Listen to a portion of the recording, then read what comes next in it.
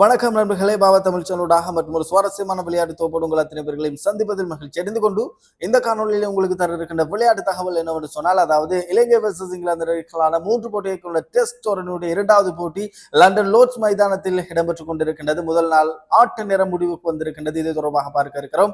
அதே போல பார்த்தோமாக இருந்தால் பாகிஸ்தான் வெர்சஸ் பங்களாதேஷ் இடையிலான இரண்டாவது டெஸ்ட் போட்டியும் பாகிஸ்தானிலே தான் இடம்பெற இருக்கின்றது. இது தொடர்பாகவும் நாங்கள் பார்க்க இருக்கிறோம். குறிப்பாக பாகிஸ்தான் அணிக்குள் ஒரு கைகலப்பு ஏற்பட்டிருக்கின்றது, ஒரு சண்டை ஒன்று ஏற்பட்டிருக்கின்றது. இது தொடர்பாகவும் நாங்கள் பார்க்க இருக்கிறோம்.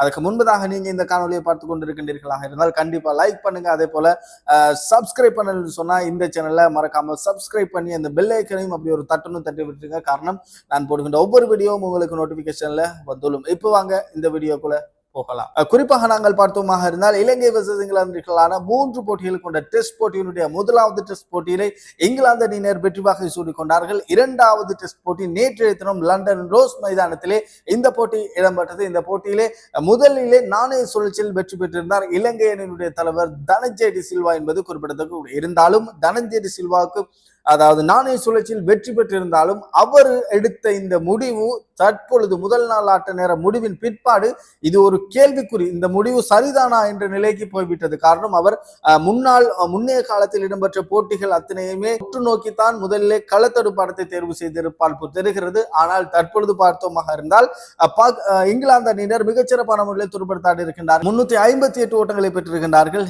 7 விக்கெட்டுகளை இழந்து என்பது குறிப்பிடத்தக்கக்கூடிய ஒரு விடயமாக இருக்கின்றது. இதிலே நாங்கள் பார்த்தோமாக இருந்தால் இலங்கை அணி சார்பாக மிகச்சிறப்பான முறையிலே பந்து வீசியிருந்தார்கள் வேக பந்து வீச்சாளர்கள். அதாவது முதலாவது 10-12 ஓவர்களுக்குள் அவர்கள் 2 விக்கெட்டினை கைப்பற்றி விட்டார்கள். குறிப்பாக ஆரம்பத்தில் விக்கெட்டுகள் விழுந்தாலும் பிறகு ஜோ ரூட்டினுடைய அசைக்க முடியாத ஒரு பார்ட்னர்ஷிப்பின் மூலமாகத்தான் தற்பொழுது இந்த நிலைக்கு வந்திருக்கின்றது இங்கிலாந்து அணியினர் என்றுதான் நாங்கள் கூற வேண்டும். மொத்தமாக இங்கிலாந்து அணியினர் 358 ஓட்டங்களை பெற்றிருக்கின்றார்கள். 7 விக்கெட்டுகளை இழந்து 88 ஓவர்கள் நிறைவுக்கு வந்த நிலையில் என்பது குறிப்பிடத்தக்க. இங்கிலாந்து அணி சார்பாக நாங்கள் பார்த்தோமாக இருந்தால் ஆரம்ப துடுப்பாட்ட வீரர் டுகேட் 40 ஓட்டங்களை பெற்றுக் கொடுத்திருந்தார். 47 பந்துகளுக்கு 4 ஓட்டம் என்பது குறிப்பிடத்தக்க. அதே போன்று லவ்னஸ் 9 ஓட்டங்களை பெற்றுக் கொடுத்திருந்தார் 22 பந்துகளுக்கு. அதே போன்று அணியினுடைய தலைவர் ஒலிபாப் 1 ஓட்டத்தினை பெற்ற வேளையிலே ஆட்டமிழந்து வெளியேறியிருந்தார். அதற்கு பிறகுதான் ஜோ ரூட் மிகச்சிறப்பான முறையிலே துடுப்படுத்த ஆடியிருந்தார். தன்னுடைய 33வது சதத்தினை அவர் பூர்த்தி செய்திருக்கின்றார் என்பது குறிப்பிடத்தக்க. குறிப்பாக லண்டன் நிலை, அதாவது இங்கிலாந்திலே அதிகபட்சமான ஓட்டங்களை குவித்த ஒரு வரிசையில் முதலிடத்தில் இருக்கின்றார் ஜோ ரூட் என்பது குறிப்பிடத்தக்க. 143 ஓட்டங்களை பெற்றிருந்தார். 7 ஓட்டங்களால் 150 ஓட்டங்கள் பெறுவதை தவற விட்டிருந்தார் என்பது குறிப்பிடத்தக்க. 10 நிசங்க பிடியெடுத்திருந்தார். ரத்நாயக்கோட பந்து வீச்சிலே அவர் ஆட்டம் இழந்திருந்தார். 206 பந்துக்கு 18 4 ஓட்டங்கள், எந்த விதமான 6 ஓட்டங்களும் கிடையாது என்பது குறிப்பிடத்தக்க. ஹாரி பிராக் 33, அதே போன்று ஸ்மித் 29 என்பதாக ஓட்டங்களை பெற்றுக் கொண்டார்கள். தற்பொழுது ஆடுகளத்திலே இருக்கின்றார் ஜோஸ் அட்கிங்சன். ஆடுகளத்தில் இருக்கின்றார். இவர் 74 ஓட்டங்களை பெற்று துடுப்படுத்தாடி கொண்டிருக்கிறார். 81 பந்துகளுக்கு 5-4 ஓட்டம், 4-6 ஓட்டம் மடங்களாக மிகச்சிறப்பான முறையில் துடுப்படுத்தாடி கொண்டிருக்கிறார். ஸ்ட்ரைக் ரேட் 91.36 இருக்கின்றது. அதே போல அவரோடு இணைந்து ஆடுகின்றார் போட்ஸ் ஆடுகின்றார். 20 ஓட்டங்களை பெற்று துடுப்படுத்தாடி கொண்டிருக்கின்றார்.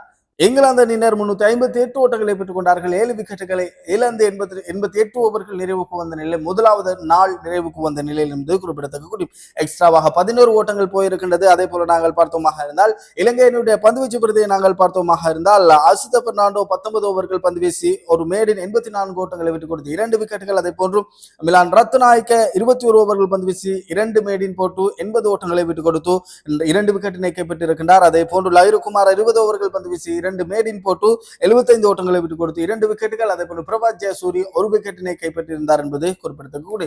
இரண்டாவது நாள் ஆட்ட நேரம் இன்றைய தினம் இடம்பெற இருக்கின்றது. இன்றைய தினம் இடம்பெற இருக்கின்ற இந்த ஆட்டத்திலே, அதாவது இன்னும் 3 விக்கெட்டுகளை இலங்கை அணியினர் வீழ்த்த வேண்டும் என்பதுதான் சுவாரஸ்யம். குறிப்பாக 400 ஓட்டத்திற்குள் இலங்கை அணி கட்டுப்படுத்துமாக இருந்தால் போட்டியினை தன்வசப்படுத்தி துடுப்படுத்த ஆடுவார்கள். அப்படி இல்லை, 400க்கும் மேற்பட்ட ஓட்டங்களை இங்கிலாந்து அணியினர் பெறுவாராக இருந்தால் இலங்கை அணியை விட்டு போட்டி கைமாறிவிட்டது என்றுதான் நாங்கள் கூற வேண்டும். அதே போல நாங்கள் பார்த்தோமாக இருந்தால் இன்றைய தினம் இடம்பெற இருக்கின்ற போட்டி பாகிஸ்தான் வெர்சஸ் பங்களாதேஷ் அணிகளான போட்டி இடம்பெற இருக்கின்றது. இந்த போட்டிக்காக வேண்டி பாகிஸ்தான் கிரிக்கெட் சபை ஏற்கனவே அறிவித்து விட்டார்கள். பாகிஸ்தான் ரசிகர்கள் இந்த போட்டியினை வந்து பார்ப்பது ஃப்ரீ என்ட்ரி என்பதாக அறிவித்திருக்கின்றார்கள். எந்த விதமான டிக்கெட் கட்டணங்களும் இல்லாமல் ஃப்ரீயாக வந்து பார்க்க முடியும் என்பதாக கூறியிருக்கின்றார்கள். அதே போல பாகிஸ்தான் இன்றைய போட்டியிலே பாகிஸ்தான் அணியினுடைய வேகப்பந்து வீச்சாளர் குறிப்பாக T20 ஒரு நாள் போட்டியில் குறிப்பாக ஒரு சில T20 போட்டிக்கு தலைவராக இருந்த சைன்ஷா அப்ரிடி இந்த போட்டியிலிருந்து இரண்டாவது போட்டியிலிருந்து நீக்கப்பட்டிருக்கின்றார். அதாவது சைன்ஷா அப்ரிடிக்கும் மற்ற வீரருக்கும் இடையிலான ஒரு வாய்த்தாக்கம் வந்ததன் பிற்பாடு இரண்டு நபர்களுக்கு மத்தியில் ஒரு கைகலப்பு ஏற்பட்டிருக்கின்றது. இது தொடர்பாக இன்னும் சரியான தகவல் வெளியாகவில்லை. வரும்பொழுது நான் உங்களுக்கு உத்தியோகபூர்வமாக தருகின்றேன். இதை போன்ற மற்றொரு சுவாரஸ்யமான விளையாட்டு தொகுப்போடு உங்கள் அத்தனை பேர்களையும் சந்திக்கும் வரை உங்களிடம் விடைபெற்று செல்லும் நான் ஆர்ஜி யாசிர். வணக்கம் நேர்களே.